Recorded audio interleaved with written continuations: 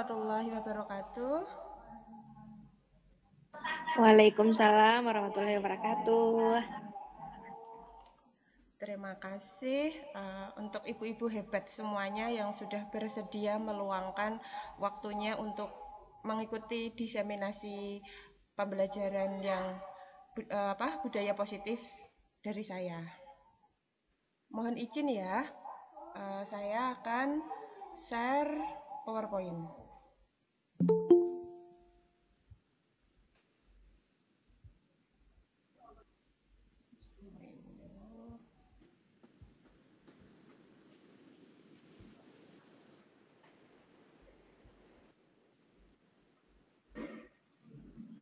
Sudah tampak di layar belum, Bapak Ibu semuanya?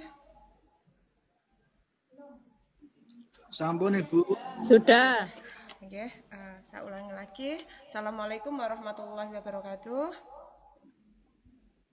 Waalaikumsalam warahmatullahi wabarakatuh. Waalaikumsalam warahmatullahi wabarakatuh. Pada kesempatan hari ini, saya akan menyampaikan diseminasi implementasi budaya positif di SMK Negeri 2 Demak. Saya Ima Fitratul Azizah, CGP Angkatan 5 dari Kabupaten Demak, Provinsi Jawa Tengah.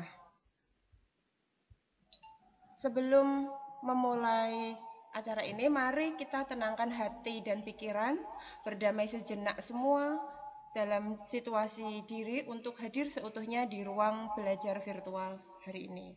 Saya kasih waktu 2 menit untuk kita berdamai sejenak dengan diri kita masing-masing.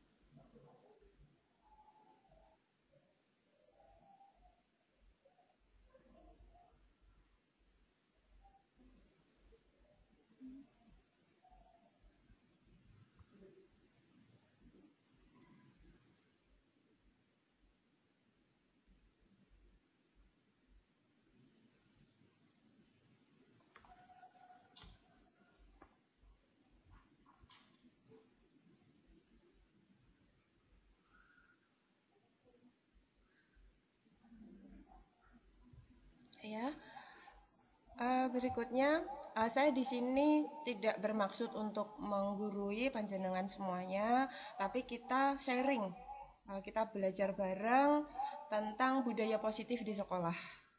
Pertama-tama saya akan menyampaikan rancangan tindakan aksi nyata di modul 1.4, yaitu tentang budaya positif. Latar belakang saya membuat aksi nyata ini adalah penerapan budaya positif di lingkungan sekolah yang masih belum maksimal. Kemudian tujuannya berbagi informasi dan penerapan budaya positif kepada warga sekolah. Tolok ukurnya, yang pertama, murid bertanggung jawab dan berkarakter kuat. Kedua, terciptanya budaya positif di lingkungan SMK Negeri 2 Demak. Dukungan yang saya butuhkan secara pribadi, yang pertama adalah dukungan dari kepala sekolah, kemudian yang kedua mampu bekerja sama dengan seluruh warga sekolah, baik itu Bapak, Ibu, rekan guru semuanya, kemudian staf TU, ataupun dari siswa itu sendiri. Kemudian yang ketiga, saya membutuhkan sarana dan prasarana di sekolah. Lini masanya yang pertama menyampaikan ide dan gagasan kepada kepala sekolah. Kemudian yang kedua, implementasi budaya positif di sekolah, yaitu di SMK Negeri 2 Demak. Tujuan dari diseminasi saya, yang pertama tadi sudah saya sampaikan, bahwa niat saya adalah untuk sharing ilmu pengetahuan dan penerapan budaya positif yang telah dilakukan. Kemudian yang kedua, menumbuhkan budaya positif melalui keyakinan kelas yang telah disepakati bersama. Yang ketiga, mengembangkan profil pelajar Pancasila dalam diri anak. Apakah itu budaya positif? Nah, budaya positif merupakan perwujudan dari nilai-nilai atau keyakinan universal yang diterapkan di sekolah. Budaya positif diawali dengan perubahan paradigma tentang teori kontrol. Selama ini, barangkali kita sebagai guru merasa berkewajiban mengontrol perilaku siswa agar memiliki perilaku sesuai yang guru harapkan. Budaya positif erat kaitannya dengan penerapan disiplin positif. Dan disiplin sering kita maknai dengan kepatuhan akan sebuah aturan. Tapi apakah hal tersebut memang benar terkait dengan makna dari disiplin tersebut?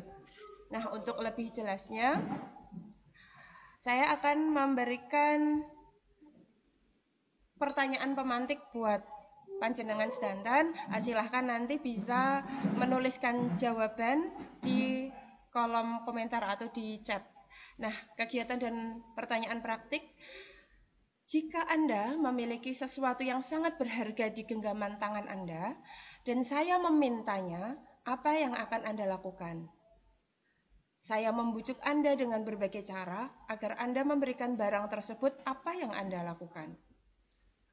Kemudian, jika saya mengancam Anda untuk memberikan barang tersebut, apa yang Anda lakukan?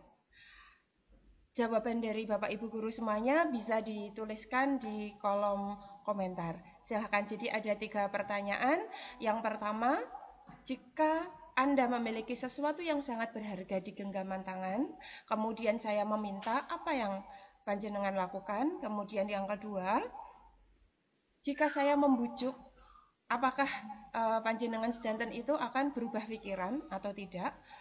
Yang ketiga, jika saya mengancam, apakah panjenengan juga akan memberikan barang tersebut kepada saya? Monggo silahkan bisa menuliskan di kolom komentar. Monggo Bapak Ibu semuanya bisa menuliskan jawabannya. Saya tunggu. Chat, iya di kolom chat. Bisa menuliskan di kolom chat.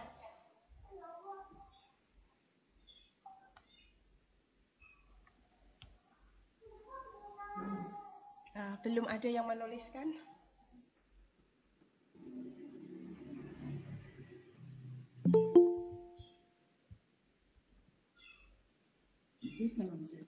Mungkin rekan-rekan yang baru masuk bisa melihat pertanyaan pemantik dari saya. Itu ada 3 pertanyaan pemantik. Jika Anda memiliki sesuatu yang sangat berharga di genggaman tangan Anda dan saya memintanya, apa yang akan Anda lakukan? Berikutnya, saya membujuk Anda dengan berbagai cara agar Anda memberikan barang tersebut. Apa yang Anda lakukan?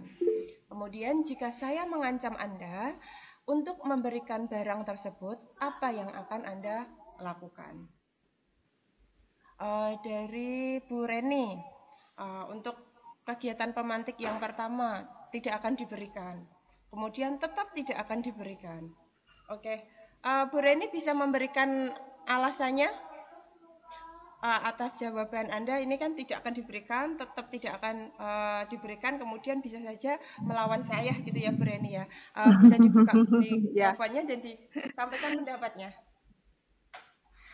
Iya, soalnya kan kalau misalnya barang berharga itu kan memang sulit untuk diberikan kepada orang lain. Jadi itu kan milik yang paling berharga banget gitu. Jadi ya siapapun yang minta atau yang maksa buat mengambil itu, saya pasti akan mempertahankan apa yang saya punya gitu. Oke, terima kasih Bu Reni untuk pendapatnya. Berikutnya Bu Istiqomah mungkin bisa menyampaikan pendapatnya secara langsung. Baik, terima kasih Ibu Ima atas kesempatannya. Karena pertimbangannya, karena itu adalah barang yang sangat berharga bagi saya, meskipun diminta, tentu saya tidak akan memberikannya. Kalau dibujuk dengan berbagai macam cara, karena memang itu barang berharga, tentunya tidak saya berikan.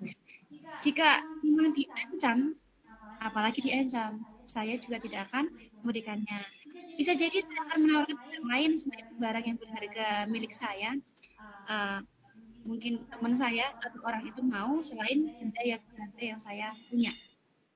Ya, terima kasih Bu Isti untuk pendapatnya yang sudah disampaikan.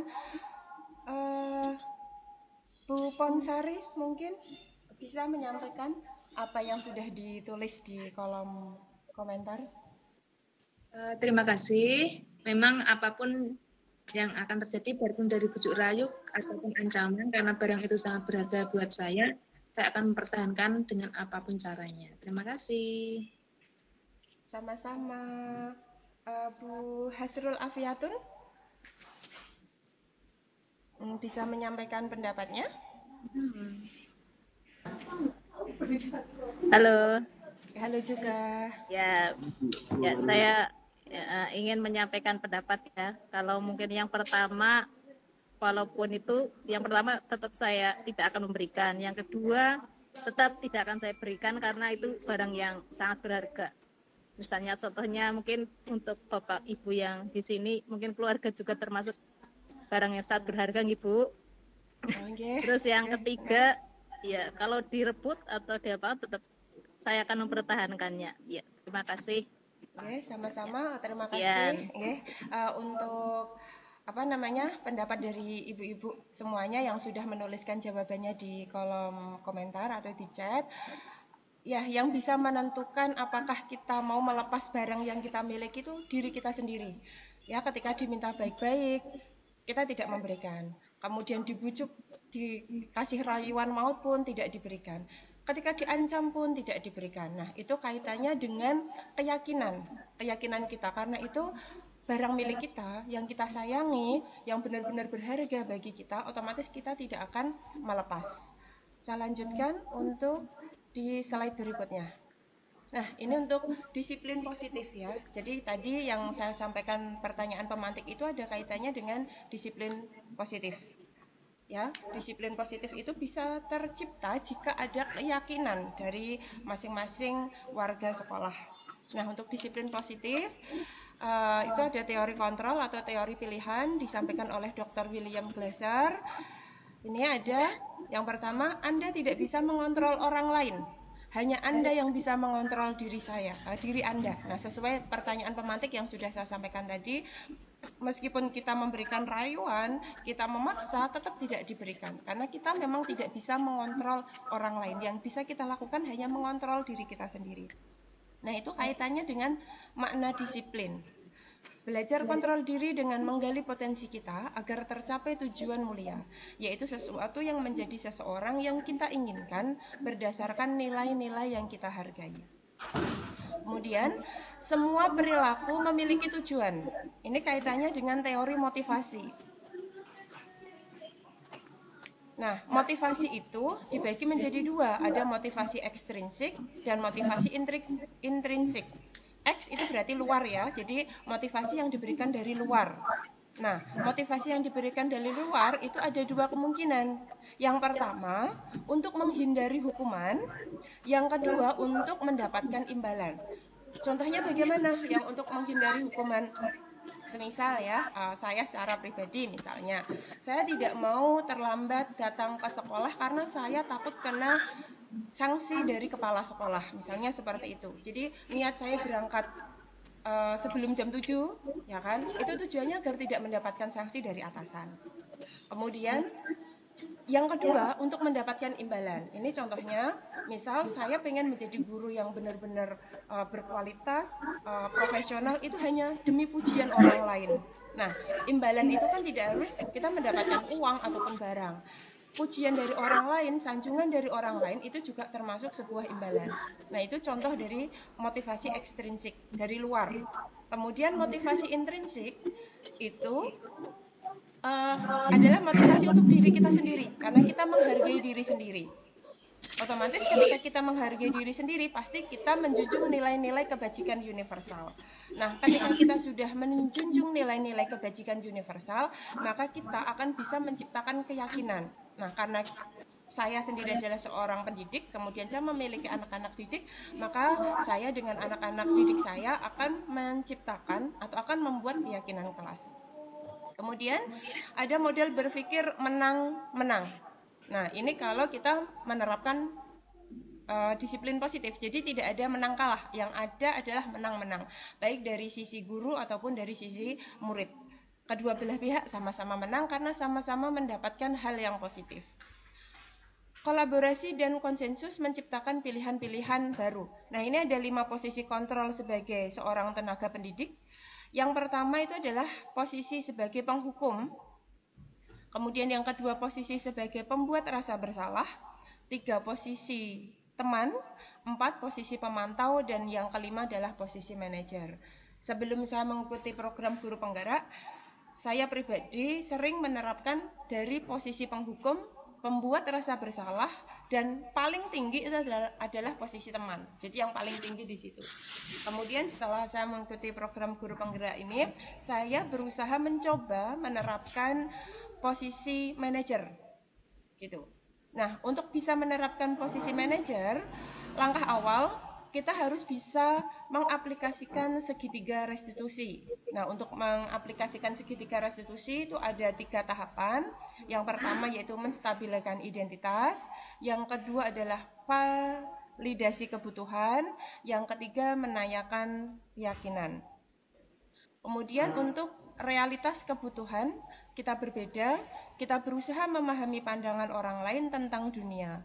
Setiap orang memiliki gambaran yang berbeda. Nah, karena setiap orang memiliki gambaran yang berbeda, itu didasarkan pada kebutuhan dasar manusia. Di mana kebutuhan dasar manusia itu ada 5. Yang pertama adalah kebutuhan bertahan hidup, yang kedua kebutuhan penguasaan, yang ketiga kebutuhan kasih sayang dan rasa diterima, yang keempat kebutuhan kesenangan, dan yang terakhir adalah kebutuhan akan kebebasan. Nah, ini contoh misal ada anak yang ketika di kantin mereka seharusnya makan kan, nah itu sambil bercanda.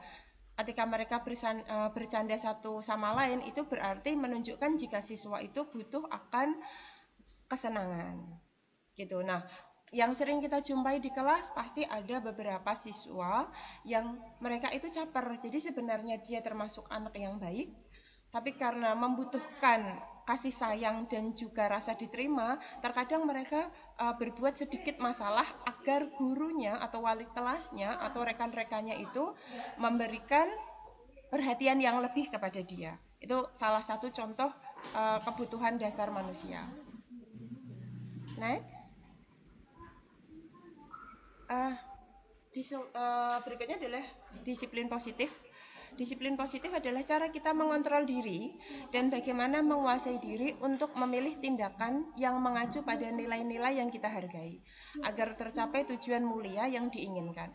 Disiplin positif merupakan unsur utama dalam terwujudnya budaya positif yang kita cita-citakan di sekolah-sekolah kita.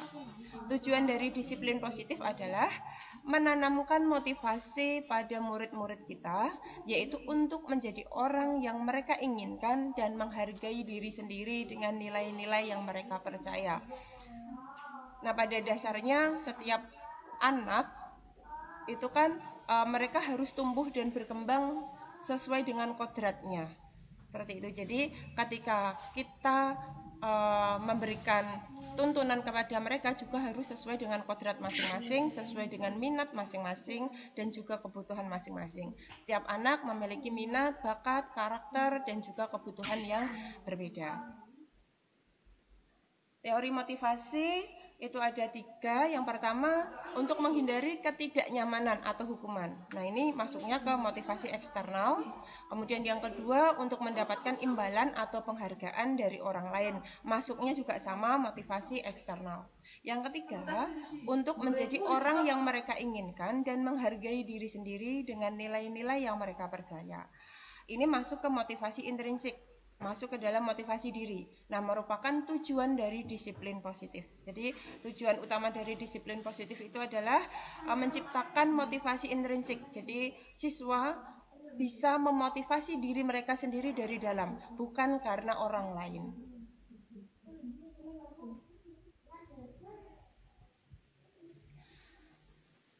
Hukuman dan juga penghargaan.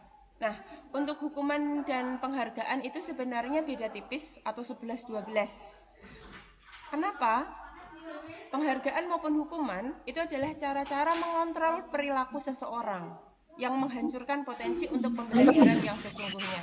Kenapa saya menyampaikan hukuman dan penghargaan itu 11-12 atau beda tipis? Karena pada dasarnya kita memberikan hukuman ataupun penghargaan itu ada kita mengontrol diri dari siswa-siswa kita. Nah, ketika kita mengontrol mereka, otomatis itu bisa menghancurkan potensi mereka karena mereka tidak dari diri mereka sendiri, tapi dari orang lain. Mereka mengikuti kehendak orang lain.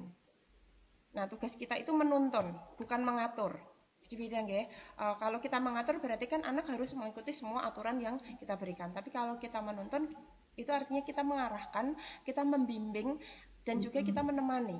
Seperti itu. Menurut Kon, secara ideal, tindakan belajar itu sendiri adalah penghargaan sesungguhnya. Nah, penghargaan yang sesungguhnya itu contohnya gini, ketika kita mengajar eksak, ini contohnya karena saya juga guru eksak, misalnya kayak hari ini saya memberikan pelajaran untuk besaran dan satuan, kemudian penggunaan alat ukur. Nah, ketika anak-anak itu bisa menggunakan alat ukur dengan benar, mereka akan tersenyum. Nah, ketika anak itu tersenyum, sebenarnya mereka sudah mendapatkan penghargaan dari diri sendiri. Nah, tapi jika kita memberikan penghargaannya itu dalam bentuk barang ataupun uang, nah ketika lain waktu kita tidak memberikan, mereka itu akan berharap, kemudian bisa drop lagi keinginan mereka. Jadinya hukuman dan penghargaan itu 11-12, sama-sama menghancurkan. Ini kalau penghargaan dari luar ya, bukan penghargaan dari diri siswa sendiri. Ketika siswa itu yang tadinya tidak bisa membaca, mereka bisa membaca,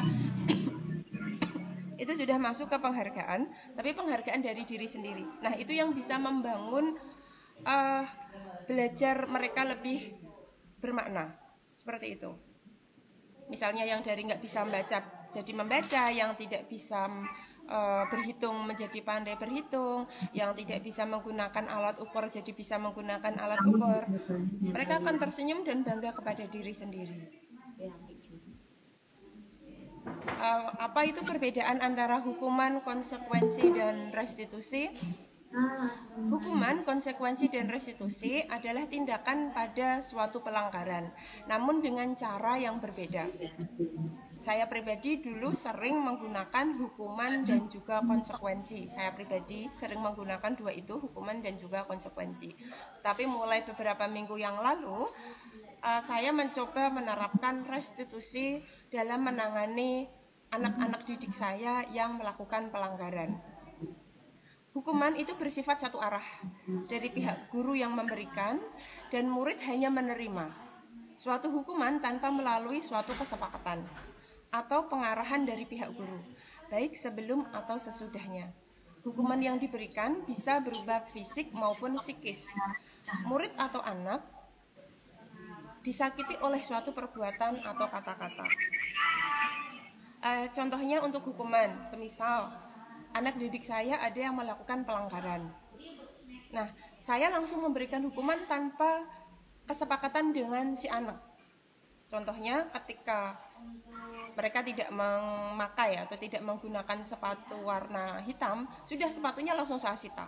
Kemudian mereka saya strap, ya, atau misalnya saya suruh bersih-bersih, atau saya suruh pekerjaan yang lain. Tanpa saya bertanya dulu ke anak, langsung sudah kasih hukumannya. Itu kan sifatnya satu arah. Karena saya pribadi misalnya melakukan hal seperti itu, jadi kan tidak dengan mental anak, dengan psikologi anak itu seperti apa. Kemudian konsekuensi. Konsekuensi itu sudah terencana atau sudah disepakati, sudah dibahas dan disetujui oleh murid dan juga guru. Jadi kalau konsekuensi itu dua arah, baik guru ataupun murid itu sudah sama-sama tahu dan kalau pembuatannya tetap dari satu arah, pembuatannya satu arah, tapi kemudian setelah dibuat sebuah peraturan itu disampaikan ke murid, ya sudah, murid tinggal mengikuti. Tapi sebelum mereka melakukan pelanggaran misalnya, mereka sudah tahu ketika saya melakukan pelanggaran A atau pelanggaran B, maka saya akan diberi sanksi seperti ini. Nah, kalau hukuman itu ketika anak melakukan pelanggaran, mereka tidak tahu hukumannya itu apa. Jadi langsung dari guru yang bersangkutan, tanpa ada dua arah.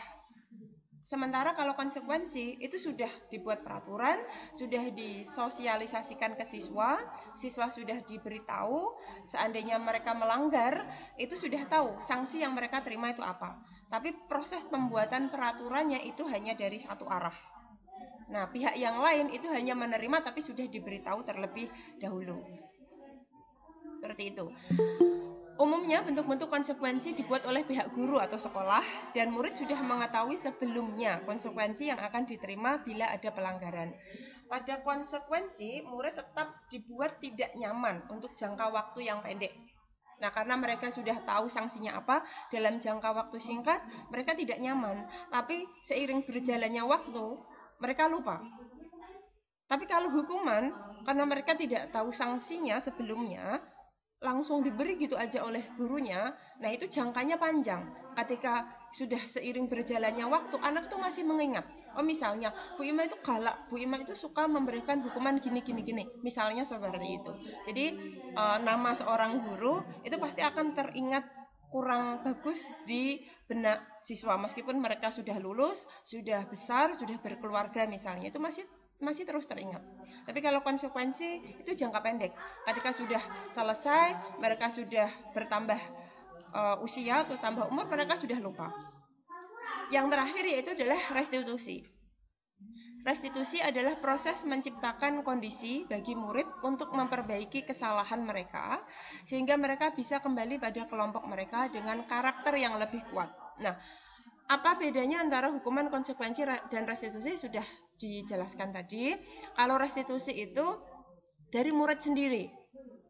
Nah, kita sebagai guru itu memberikan kayak pertanyaan atau pernyataan pemantik ke mereka sehingga mereka bisa menggali sendiri kesalahan yang mereka lakukan itu apa, kemudian mereka bisa mencari solusinya sendiri.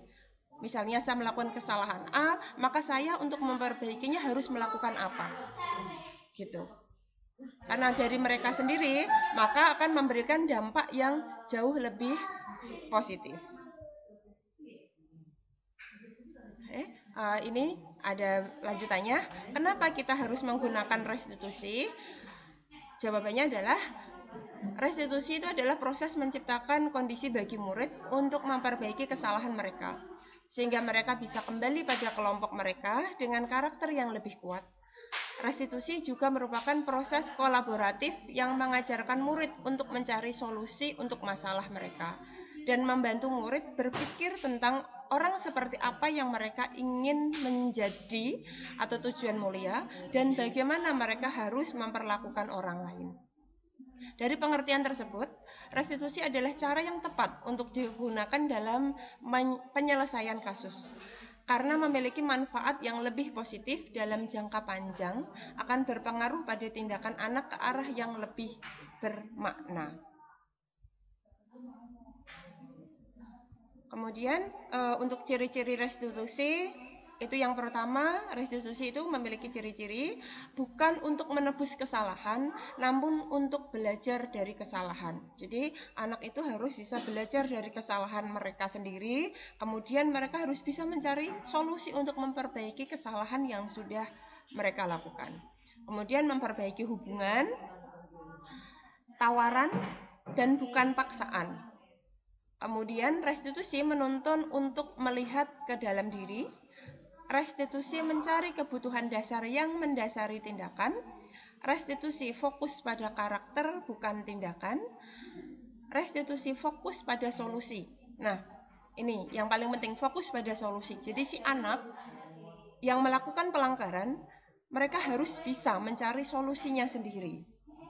Kemudian restitusi mengembalikan murid yang berbuat salah pada kelompoknya. Nah, ini untuk segitiga restitusi yang sudah saya terapkan di sekolah. Saya tampilkan videonya. Monggo Bapak Ibu semuanya yang hebat bisa menyimak sebentar.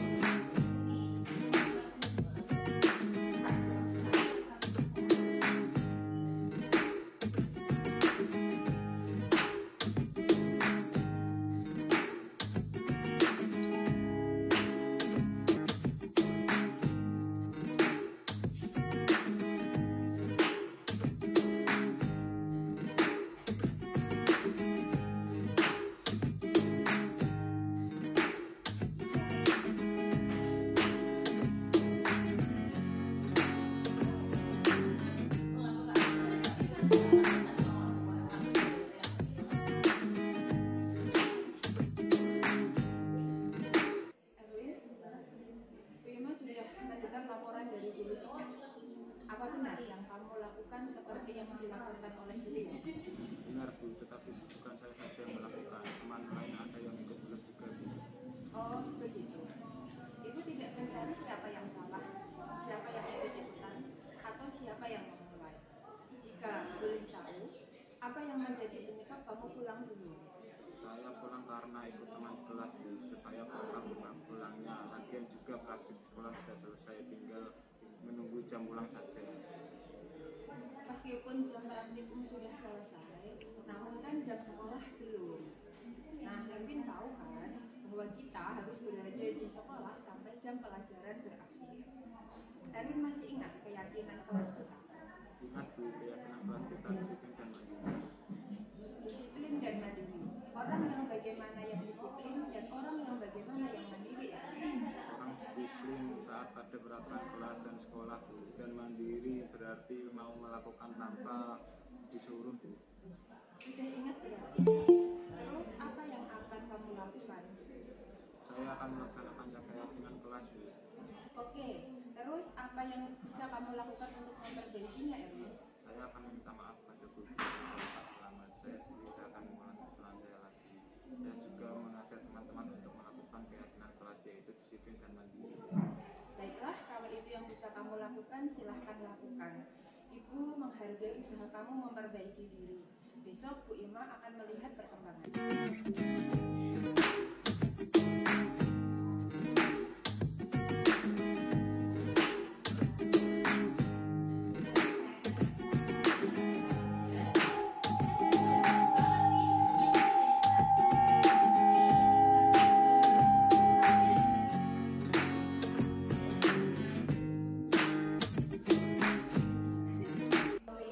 Kelihatannya hari ini ada yang berbeda dengan kamu, benarkah? Coba lihat warna sepatu kamu. Ada sesuai dengan keyakinan kelas. Terus, kenapa kamu melakukan hal ini? Saya tadi salah ambil sepatu karena tertutup. Coba diingat kembali keyakinan kelas kita yang berkaitan dengan pemakaian sepatu di sekolah. Terus membawa sepatu hak novel warna hitam. Apa yang akan kamu lakukan untuk memperbaiki masalah? Adakah gagasan? Saya akan melepas tariknya grip. Melepas sepatu bukanlah sebuah solusi. Coba dipikirkan lagi. Saya akan mewarnai sepatunya dengan warna hitam atas ketentuan kelas yang diberikan. Baiklah, Ibu menghargai usaha kamu untuk memperbaikinya.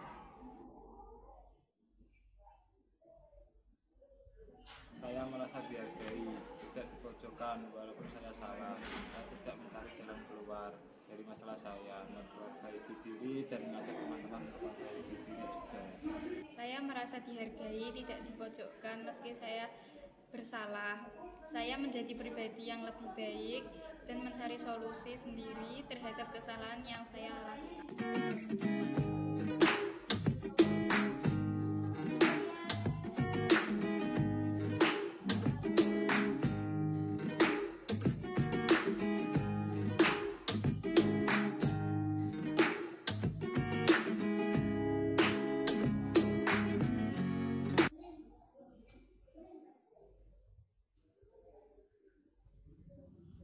Sudah, itu tadi video segitiga restitusi yang sudah saya aplikasikan atau yang sudah saya terapkan untuk menangani dua siswa saya yang melakukan pelanggaran. Yang pertama itu pelanggaran yang kehadiran, jadi alfa. Alfanya di sini bukan yang alfa dalam satu hari, tidak, tapi ketika di jam pelajaran produktif, ya kan, untuk jurusan TAV, mereka diminta untuk praktek di lab. Nah, sebelum jam pulang, itu Mas Erwin sudah pulang terlebih dahulu, jadi pulang kasih, gitu. Jadi ketika sudah di akhir, gurunya mencari itu sudah nggak ada. Nah, kemudian beliau melaporkan kepada guru BK, dari guru BK laporlah ke wali kelas. Kemudian yang kasus yang kedua itu tidak mengenakan atau tidak memakai sepatu warna hitam polos sesuai dengan peraturan sekolah. Nah, Untuk bisa menciptakan atau untuk bisa menumbuhkan budaya positif di lingkungan sekolah, yang pertama itu harus ada peraturan kelas. Jadi setiap kelas harus memiliki peraturannya masing-masing. Nah, dari peraturan kelas yang ada, baru nanti tercipta keyakinan kelas. Jadi yang paling kecil itu adalah peraturan kelas. Kemudian berikutnya setelah ada peraturan kelas baru bisa menciptakan atau bisa membuat keyakinan kelas. Nah, untuk membuat keyakinan kelas ini harus ada kesepakatan antara guru dan juga murid atau siswa. Jadi ada kesepakatan kedua belah pihak. Jika sudah ada keyakinan kelas yang sudah diterapkan, setiap kelas sudah memiliki keyakinan kelasnya masing-masing, setiap siswa sudah melaksanakan keyakinan kelas mereka masing-masing, maka bisa terwujud lingkungan yang positif. Nah, jika sudah ada lingkungan belajar yang positif atau lingkungan yang positif, maka akan ada budaya positif. Nah, budaya itu kan berarti dalam lingkup luas, tidak hanya dalam satu kelas, ya kan? Tapi kalau di instansi atau di dunia pendidikan ya dalam lingkup satu sekolah. Jadi hanya misalnya di kelas 10A, 10B itu kan enggak. Jadi kelas 10, 11, 12, kemudian seluruh warga sekolah, baik itu kepala sekolah, kemudian Bapak Ibu guru, staf TU, siswa, nah semuanya juga bisa melaksanakan budaya positif. Ini untuk peraturan dan keyakinan kelas. Nah, pertama kan harus ada peraturan kelas dulu, baru kita bisa menumbuhkan atau baru kita menciptakan adanya keyakinan kelas. Nah, peraturan yang pertama, selalu kembalikan buku ke tempatnya. Nah, jika ada peraturan selalu kembalikan buku ke tempatnya, maka keyakinan kelas apa yang bisa kita buat bersama dengan anak-anak? Keyakinan kelas yang bisa kita buat bersama dengan mereka adalah tanggung jawab. Jadi setiap anak itu memiliki rasa tanggung jawab untuk mengembalikan buku ke tempatnya. Kemudian, dilarang mengganggu orang lain. Nah, jika peraturannya adalah dilarang mengganggu orang lain, maka keyakinan yang bisa kita bentuk atau kita buat adalah menghormati orang lain. Jadi dalam diri kita, dalam diri anak itu harus tertanam menghormati orang lain. Ketika menghormati orang lain, pasti dia tidak akan mengganggu orang lain. Hadir di sekolah 15 menit sebelum pembelajaran dimulai. Jika ada peraturan ini, maka keyakinan kelas yang bisa kita bentuk atau kita buat adalah menghormati orang lain dan berkomitmen. Nah, komitmennya adalah yaitu kita harus datang ke sekolah 15 menit sebelum waktu pelajaran dimulai. Kemudian dilarang menggunakan narkoba. Nah, penggunaan narkoba itu kan ada kaitannya dengan kesehatan. Jika menggunakan narkoba, otomatis kesehatannya akan terganggu. Nah, keyakinan kelas yang bisa kita buat bersama anak-anak itu adalah kesehatan. Nah, jika setiap anak yakin kalau berkaitan dengan kesehatan, maka mereka tidak akan menggunakan narkoba ataupun sejenisnya. Terus peraturan berikutnya bergantian atau menunggu giliran. Ketika ada peraturan bergantian atau menunggu giliran, maka keyakinan kelas yang bisa kita ciptakan atau yang kita buat bersama anak-anak adalah menghormati orang lain dan bersabar. Nah, mereka harus melatih diri mereka sendiri, masing-masing anak harus melatih untuk bersabar.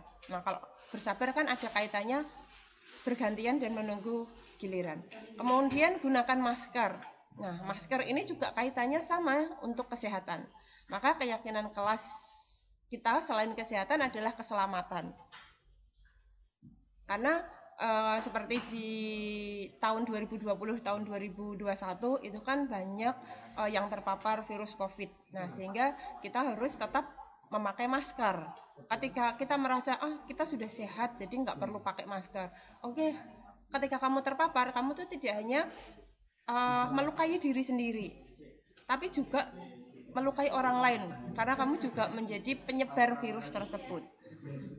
Jadi kan keselamatan untuk diri sendiri dan juga keselamatan untuk orang lain. Yang terakhir, jangan berlari di kelas atau koridor. Misalnya ini ya peraturan yang sudah ada di kelas.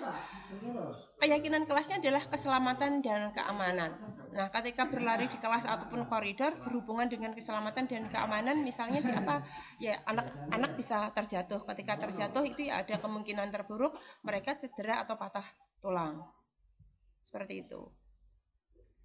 Kemudian ini proses pembuatan keyakinan kelas yang sudah saya lakukan. Yang pertama di papan tulis saya nulis dulu keyakinan kelas. Kemudian saya bahas bersama anak-anak keyakinan kelas apa yang mau kita sepakati. Nah, ketika sudah ditemukan satu kalimat, maka perwakilan dari mereka menuliskan di papan tulis. Nah, sebenarnya foto-fotonya banyak, tapi saya cukup menampilkan 3 saja, perwakilan 1 anak laki-laki dan 1 anak perempuan. Jadi sebelum mereka menulis di papan tulis, itu baik saya secara pribadi selaku wali kelas dan juga anak-anak itu sudah sepakat yakin dengan kalimat ini. Nah, setelah yakin, setelah sepakat, baru perwakilan dari mereka menulis di depan. Dan ini adalah keyakinan kelas di kelas 11 TAP 3 yang saya wali kelasi. Yang pertama adalah keyakinan bekerja sama menjaga kebersihan kelas. Nah, ketika ada keyakinan ini berarti dari diri mereka harus sadar diri bahwa kebersihan kelas itu harus dijaga. Nah, untuk menjaganya itu karena itu milik kelas, milik bersama dalam satu keluarga di kelas ya harus dijaga bersama-sama. Dibersihkannya nggak cuma satu orang yang membersihkan, semuanya harus ikut andil membersihkan dan juga menjaga. Terus selalu memakai sepatu warna hitam. Nah, jadi ketika di lingkungan sekolah ya mereka harus memakai sepatu warna hitam.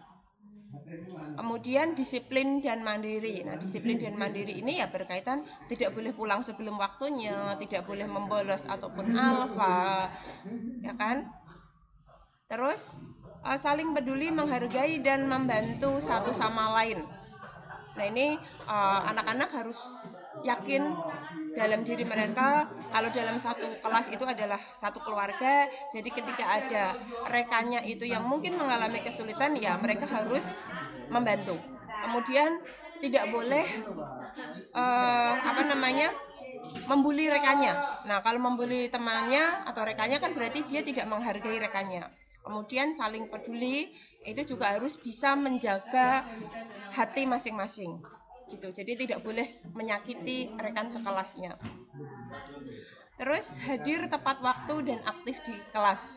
Nah, ini setiap pagi ya mereka harus hadir di kelas itu sebelum jam 7. Kemudian misalnya setelah istirahat bel masuk ya harus segera masuk ke kelas. Nah, ini yang masih butuh proses untuk perbaikan. Gitu ya, masih dalam proses mereka untuk hadir di kelas tepat waktu. Seperti itu.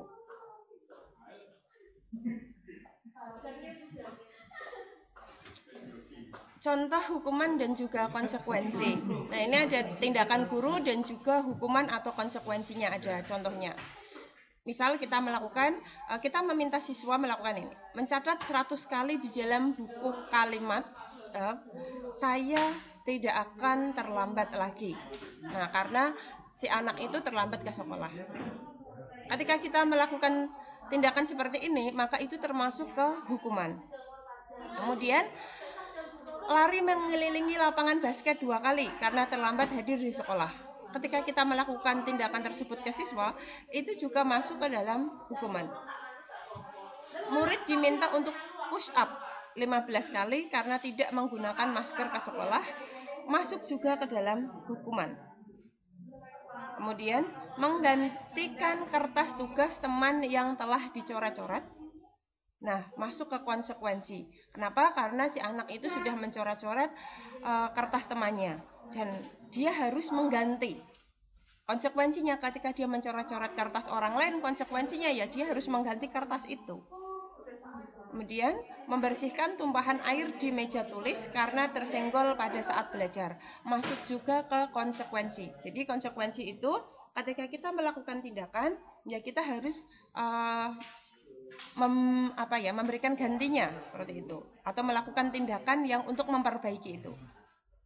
Murid disuruh untuk mengenakan sepatu seharian di sekolah karena tidak mengenakan sepatu hitam. Itu masuk ke hukuman. Kemudian lari mengelilingi lapangan basket 2 kali karena terlambat 10 menit untuk pelajaran PJOK. Masuk ke konsekuensi. Karena ini pelajarannya sudah PJOK, olahraga, ketika si anak itu terlambat 10 menit, ya memang konsekuensinya dia harus lari mengelilingi lapangan basket 2 kali karena masih satu kaitan. Olahraga kan juga berhubungan dengan fisik ya, dengan jasmani. Seperti itu. Terus apa perbedaan hukuman dan juga restitusi? Dalam hukuman itu sesuatu yang menyakitkan harus terjadi. Pada restitusi sesuatu harus terjadi. Jadi kalau restitusi itu ya memang harus terjadi. Tapi kalau hukuman yang terjadi itu adalah sesuatu yang menyakitkan. Kemudian dalam hukuman membuat anak sakit, baik itu fisik maupun hati untuk jangka waktu yang lama. Sedangkan dalam konsekuensi membuat anak merasa tidak nyaman dalam jangka waktu yang pendek. Kemudian dalam hukuman anak membenci kedisiplinan, dalam konsekuensi anak menghargai disiplin. Terus dalam hukuman ada paksaan, jadi mau nggak mau harus dilakukan. Sementara dalam konsekuensi itu ada stimulus dan juga tanggapan. Dalam hukuman mendorong anak menyakiti diri sendiri, sedangkan dalam konsekuensi mendorong anak agar mudah menyesuaikan diri. Kemudian dalam hukuman konsep diri yang buruk, dalam konsekuensi konsep diri yang baik. Dalam hukuman anak belajar untuk menyembunyikan kesalahan.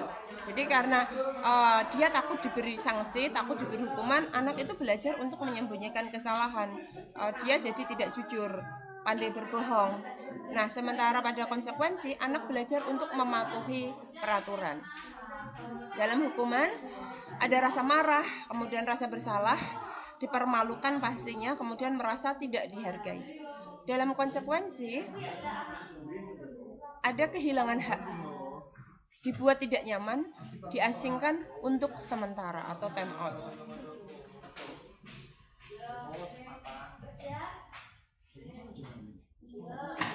Ini kalau tadi hukuman sama konsekuensi 2, sekarang hukuman, konsekuensi, dan restitusi. Hukuman itu masuk ke dalam identitas gagal karena yang ada itu rasa sakit yang dimiliki oleh seorang anak, kemudian psikisnya juga terkena. Sementara untuk konsekuensi dan restitusi itu masuk identitas sukses. Nah, anak itu menujunya ke arah disiplin. Untuk hukuman itu sesuatu yang menyakitkan harus terjadi, kemudian tidak nyaman untuk murid atau anak untuk jangka waktu yang panjang, kemudian ada si korban itu mendapatkan keadilan, kemudian murid atau anak akan tersakiti, perilaku pasif agresif meningkat, sistem tidak akan berjalan bila murid tidak takut, berlaku hanya pada sebuah institusi, tidak berlanjut pada kehidupan nyata, peraturannya adalah titik-titik, kamu harus titik-titik. Jadi anak itu ya harus mengikuti. Kemudian murid atau anak membenci peraturan. Nah, ini masuk ke dalam negatif. Kalau konsekuensi itu masuk ke disiplin saja, tapi sudah masuk ke identitas sukses. Nah, pada konsekuensi itu sesuatu harus terjadi, tidak nyaman untuk murid atau anak untuk jangka waktu pendek, korban bisa diabaikan, murid atau anak dibuat tidak nyaman, penguatan hanya bertahan dalam jangka waktu pendek, memerlukan monitoring dan supervisi serius terus-menerus dari guru, membantu penerapan mengikuti peraturan dalam masyarakat. Nah, kalimatnya, apa peraturannya? Mampukah kamu melakukannya? Terima kasih. Nah, itu kalimat yang bisa digunakan dalam konsekuensi. Murid atau anak menghormati peraturan, jadi sifatnya adalah netral, bisa mewujudkan sikap disiplin dalam diri anak atau siswa. Sementara untuk restitusi itu menjurusnya ke disiplin positif karena berasal dari dalam diri anak sendiri. Ya, mereka memotivasi dari dalam diri sendiri sehingga terwujudlah hal yang positif. Restitusi merupakan pilihan, kemudian menguatkan untuk murid atau anak dalam jangka waktu yang panjang, korban mendapatkan ganti, murid atau anak mendapatkan penguatan, masalah bisa terpecahkan, murid belajar bertanggung jawab untuk perilakunya, fokus pada pemecahan masalah dalam jangka waktu panjang. Kalimat yang bisa digunakan dalam restitusi adalah apa yang kamu yakini, apa yang bisa kamu lakukan untuk memperbaiki masalah ini. Murid akan menghormati dirinya sendiri dan juga orang lain. Nah, tadi ya, jadi untuk bisa menciptakan budaya positif, kemudian bisa menumbuhkan keyakinan dalam diri siswa, ya kita harus tahu kebutuhan dasar manusia itu apa saja. Yang pertama adalah kebutuhan bertahan hidup. Ini misalnya adalah kesehatan, rumah, makanan, kemudian proses reproduksi. Yang kedua, kebutuhan akan kasih sayang dan rasa diterima. Misalnya menerima kasih sayang dari kebutuhan untuk merasa menjadi bagian dari suatu kelompok. Kemudian yang ketiga, kebutuhan akan penguasaan. Nah, ini kekuatan untuk mencapai sesuatu, menjadi kompeten, menjadi terampil, diakui atas prestasi dan keterampilan kita, didengarkan dan memiliki rasa harga diri.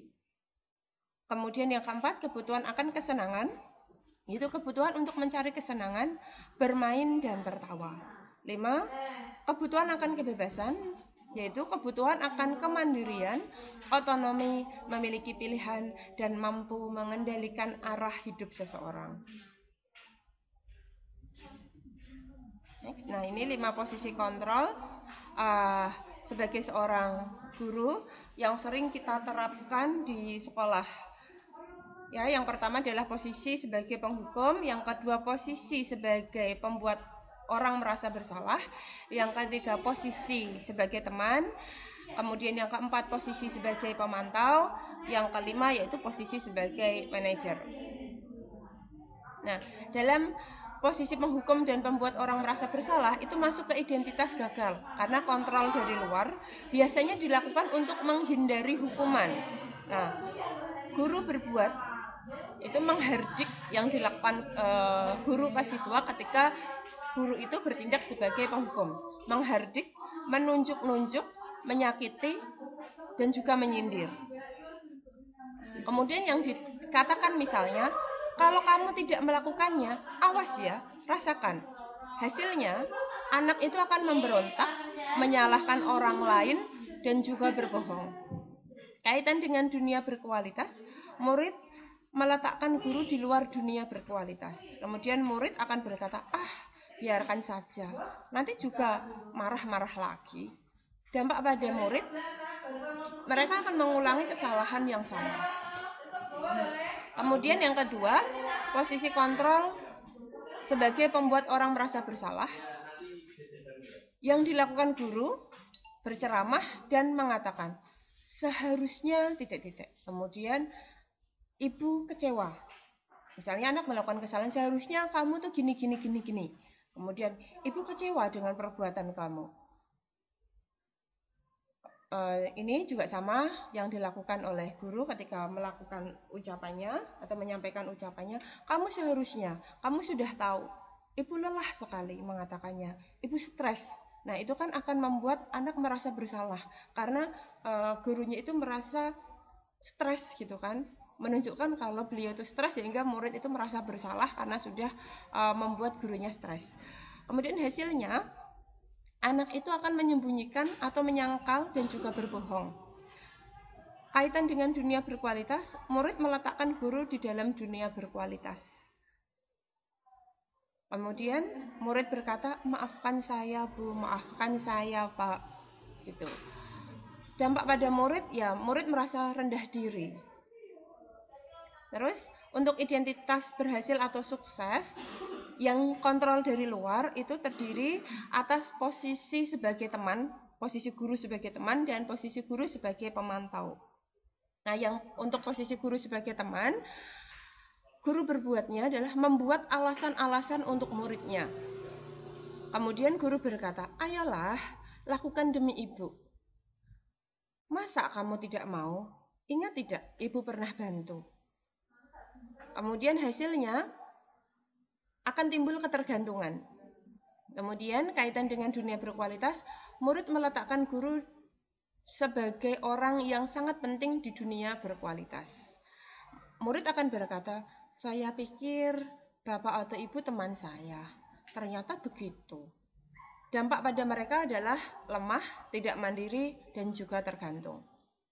Nah, ketika guru memposisikan dirinya sebagai pemantau, yang beliau lakukan itu menghitung dan juga mengukur. Yang beliau katakan, apa peraturannya? Hasilnya, anak itu akan menyesuaikan diri bila diawasi. Nah, jika tidak diawasi ya mereka tidak akan menyesuaikan diri. Mereka hanya akan mau menyesuaikan diri jika diawasi saja. Kemudian, kaitan dengan dunia berkualitas, murid meletakkan guru, peraturan, dan hukum di dunia berkualitas. Murid akan berkata, berapa banyak bintang yang saya harus peroleh? Berapa halaman yang harus saya tulis? Dampak pada mereka adalah menitik beratkan pada sanksi atau hadiah. Kemudian, ini yang tertinggi adalah guru memposisikan dirinya sebagai manajer. Nah, kalau guru memposisikan dirinya sebagai manajer itu pada identitas berhasil, kontrol diri karena siswa bisa mengontrol dirinya sendiri. Nah, yang dilakukan guru adalah mengajukan pertanyaan-pertanyaan. Kemudian guru berkata, apa yang kita yakini? Apa yang bisa kau kerjakan untuk memperbaiki masalah ini? Nah, di sini nanti anak itu akan menggali dalam dirinya sendiri. Apa yang mereka yakini itu apa? Mereka akan berpikir, kemudian menggali. Terus apa yang akan mereka lakukan? Kemudian hasilnya ya akan menguatkan pribadi si anak. Karena ketika anak melakukan kesalahan atau pelanggaran, mereka tidak dipojokkan, mereka tidak disalah-salahkan, mereka merasa dihargai, maka mereka bisa menjadi pribadi yang lebih kuat. Ketika mereka melakukan pelanggaran ya kita harus tanya, keyakinan apa yang mereka yakini? Gitu. Ketika mereka sudah menjawab keyakinannya ini, terus kenapa kamu melakukan itu? Pasti ada alasannya. Nah, setelah mereka menjawab alasannya apa, kemudian kita bisa tanya, apa yang bisa kamu lakukan untuk memperbaikinya? Gitu. Kemudian, kaitan dengan dunia berkualitas, murid meletakkan dirinya sebagai individu yang positif dalam dunia berkualitas. Jadi murid yang utama, ya kan? Murid akan berkata, bagaimana caranya saya bisa memperbaiki keadaan? Mereka berkata untuk diri sendiri, mereka akan mencari solusi untuk dirinya sendiri. Kemudian dampak pada murid itu akan mampu mengevaluasi diri, bagaimana cara memperbaiki diri. Next, ini untuk segitiga restitusi tahap-tahapannya. Tahap yang pertama adalah menstabilkan identitas. Nah, ini setiap orang pasti pernah melakukan kesalahan, termasuk kita sebagai bapak ibu guru pun pernah melakukan kesalahan. Kemudian kita bisa mengatakan kamu bukan satu-satunya yang pernah melakukan ini, karena pada dasarnya setiap orang itu tempatnya salah, jadi pasti pernah melakukan kesalahan. Tapi meskipun pernah melakukan kesalahan, setiap orang pasti bisa menemukan solusi atas masalah yang dilakukan. Seperti itu.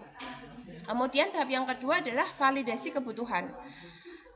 Kamu tentu punya alasan mengapa melakukan itu. Nah, ini yang bisa kita katakan ke siswa. Kemudian, adakah cara yang lebih efektif untuk mendapatkan apa yang kamu butuhkan? Jadi, kita memvalidasi kebutuhan mereka.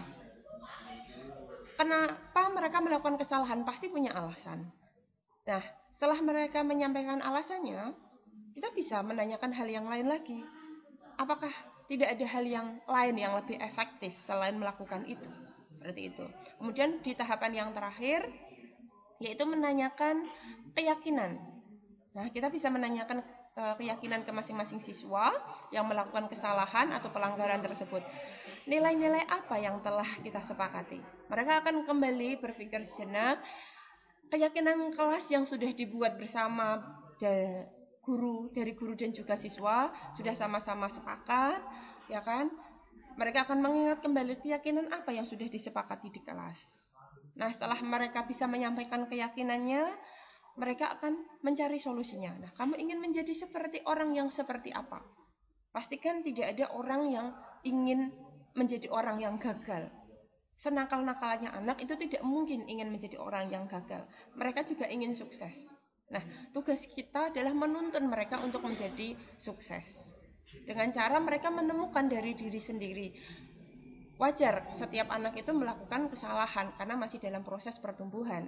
Ya kan, kita dulu ketika masih siswa juga pasti melakukan kesalahan. Dan seiring berjalannya waktu, kita juga bisa menemukan solusi atas masalah kita. Dari situlah kita juga membimbing ke anak. Anak yang melakukan kesalahan juga harus kita bimbing, harus kita tuntun bagaimana cara mereka menemukan solusi atas masalahnya dan bagaimana cara mereka memperbaiki dirinya sehingga menjadi pribadi yang lebih bagus, ya kan, lebih baik, kemudian kompeten dan bisa kembali ke lingkungan belajarnya lagi tanpa ada rasa bersalah, tanpa ada rasa rendah diri. Jadi mereka memiliki hal yang atau memiliki aura yang positif seperti itu.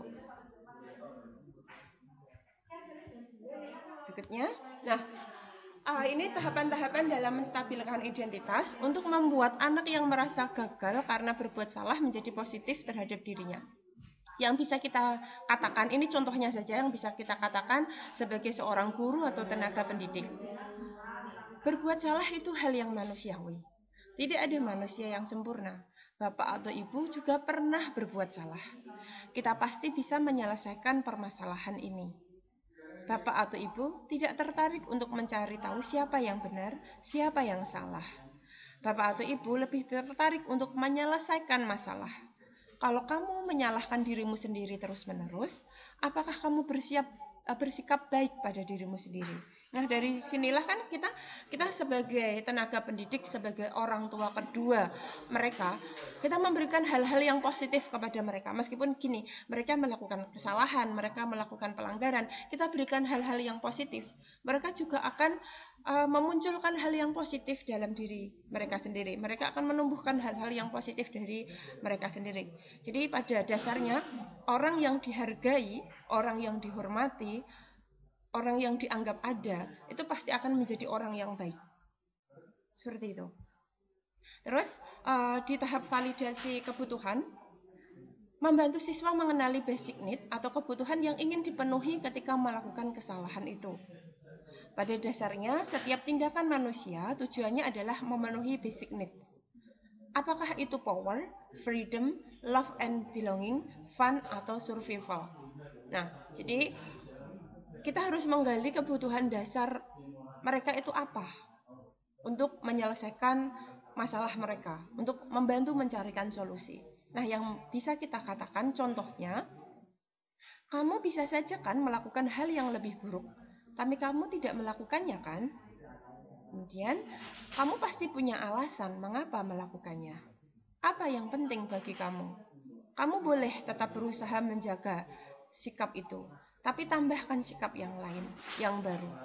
Maukah kamu belajar cara lain untuk mendapat yang kamu butuhkan tanpa harus memukul? Apakah kamu bisa melakukan dengan lebih baik besok lagi? Nah, ini contoh-contoh hal yang bisa kita katakan kepada siswa atau murid yang melakukan pelanggaran pada tahap validasi kebutuhan. Di tahap yang terakhir yaitu tahap menanyakan keyakinan. Anak melihat kesalahannya dihubungkan dengan norma sosial dan nilai-nilai yang mendasari manusia berinteraksi dengan orang lain. Nah, yang bisa kita katakan kepada mereka, apa nilai yang kita percaya di kelas atau sekolah kita? Nilai-nilai universal apa yang telah kita sepakati? Kelas yang ideal itu seperti apa sih? Kamu ingin jadi anak seperti apa? Apa yang kamu rasakan? Ketika kamu melakukan itu, kamu menjadi orang yang seperti apa? Nah, ini beberapa kalimat yang bisa kita sampaikan kepada siswa pada tahap tertinggi, yaitu tahap menanyakan keyakinan. Nah, untuk lebih menguatkan lagi, kita bisa menerapkan intervensi 30 detik kepada siswa. Nah, intervensi ini bisa membantu murid kembali ke tujuan semula dengan cukup singkat dan dengan cara non-konfrontatif. Misalnya, apakah kamu ingin berbuat lebih baik? Apakah saat ini kamu sedang menjadi orang yang sedang kamu inginkan? Apakah kamu bisa mengubah kegiatan atau perilaku kamu saat ini menjadi sikap yang lebih membantu? Apakah wajar membuat kesalahan? Bisakah kita memperbaikinya? Apa yang kamu lakukan saat ini sesuai? Kapan kamu siap untuk mulai? Peraturannya apa? Sepertinya kamu punya masalah. Saya bisa bantu apa? Saat ini kamu harusnya berbuat apa? Apa yang bisa saya bantu agar kamu bisa melakukannya? Apakah saya bisa bantu kamu agar dapat segera mulai? Apakah tugas kamu saat ini? Bagaimana kamu ingin diperlakukan pada kegiatan ini? Bisakah kamu melakukannya? Apa yang kamu inginkan? Peraturannya apa? Nah, ini beberapa contoh kalimat yang bisa kita tekankan lagi untuk memperkuat atau disebut dengan intervensi 30 detik. Demikian yang dapat saya sampaikan pada kesempatan diseminasi kali ini tentang penerapan budaya positif di lingkungan sekolah. Monggo Bapak Ibu, rekan-rekan semuanya, jika ada yang mau ditanyakan silahkan bertanya. Saya siap menerima pertanyaan ataupun jika ada masukan, kritik ataupun saran buat saya akan menerimanya dengan senang hati. Saya hentikan berbagi terlebih dahulu ya. Monggo Bapak Ibu guru semuanya, jika ada yang mau disampaikan ke saya, baik itu bentuk pertanyaan, saran, kritik, masukan atau tanggapan. Iya Bu Istiqomah, silahkan. Iya, terima kasih Ibu Ima atas kesempatan yang diberikan. Izin bertanya, misalkan gini, apa yang harus kita lakukan ketika sudah disepakati keyakinan kelas sudah dibuat, tapi tetap ada saja yang melanggar, itu apa yang harus kita lakukan? Terima kasih. Ya, kembali kasih Bu Istiqomah. Tadi intinya ketika kita sudah membuat keyakinan kelas, ya kan, anak-anak sudah sepakat dengan kita, sudah ada ya keyakinan kelas itu sudah ada. Kemudian ada beberapa siswa yang melakukan pelanggaran kelas. Nah, apa yang harus kita lakukan sebagai seorang wali kelas atau sebagai tenaga pendidik? Nah, langkah awal kita share lagi keyakinan kelas yang sudah kita sepakati dengan anak-anak di kelas yang kita bimbing.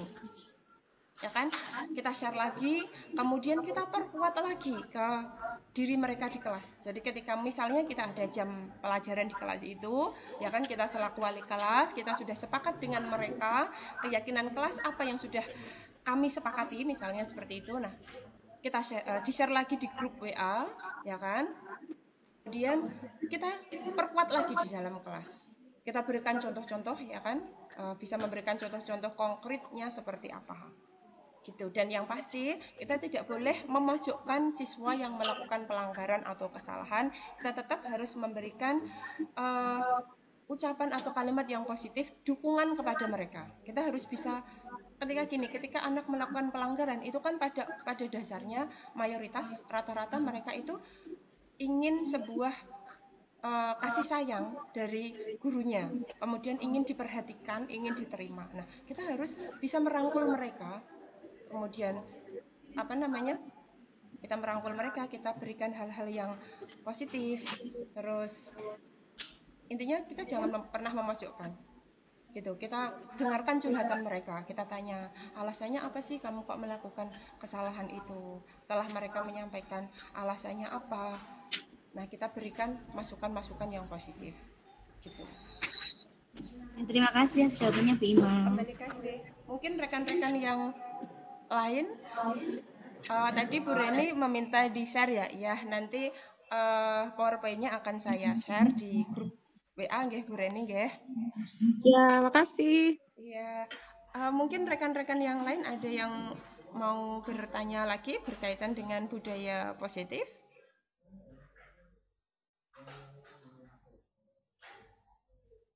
Adakah? Saya masih menunggu. Boleh bertanya, boleh memberikan masukan.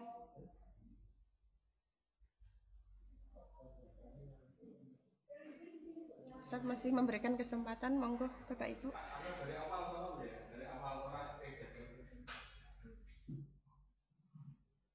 Ada tidak?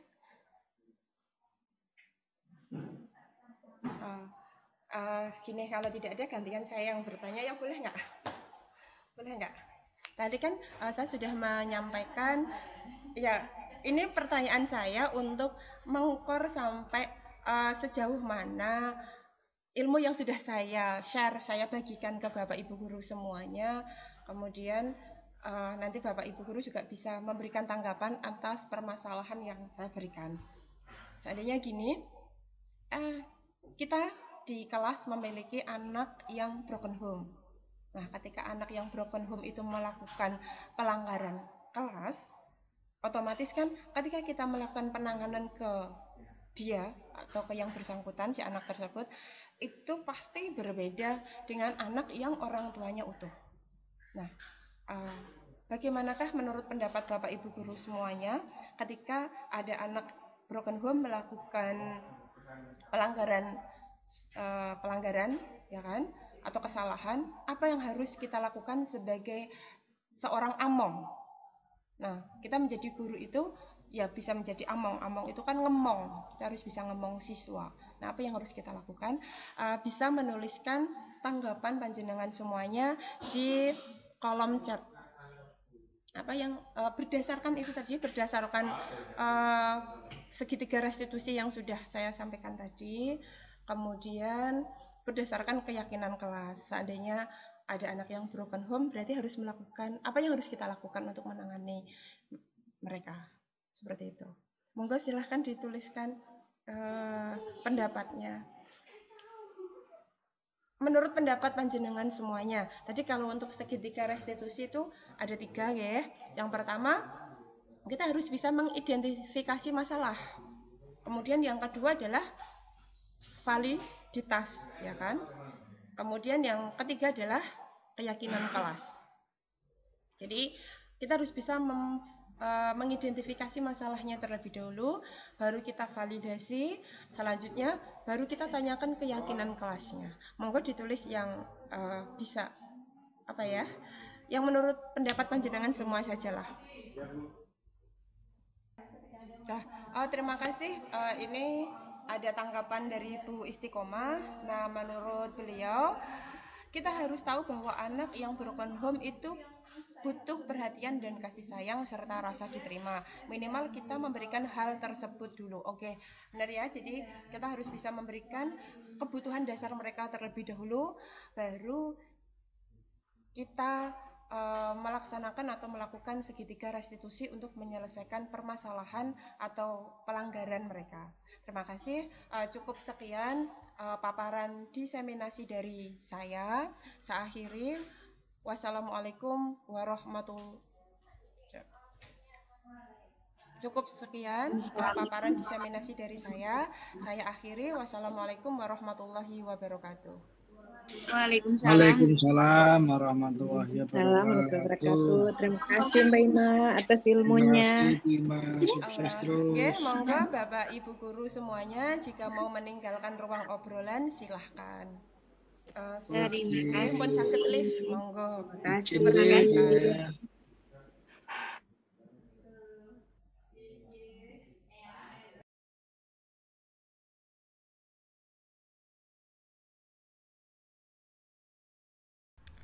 Perkenalkan, nama saya Aryani Umi Hastuti, guru PPKN dari SMK Negeri 2 Demak.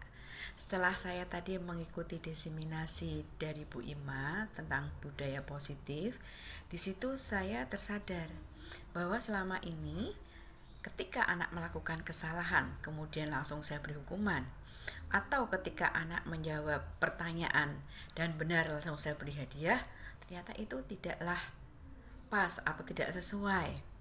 Dari penjelasan yang disampaikan oleh Bu Ima tadi, ada segitiga restitusi. Di situ saya mulai tersadar bahwa ada prosedur untuk menangani atau istilahnya mengatasi permasalahan-permasalahan dari siswa tanpa siswa itu harus merasa tersakiti, ya. Sehingga saya menyadari bahwa seorang guru itu harus bisa menjelaskan aturan-aturan apa yang ada di sekolah, buat apa peraturan itu dibuat, sehingga aturan itu bisa diterima oleh seluruh warga sekolah dan tujuan yang ingin dicapai oleh sekolah bisa tercapai. Terima kasih.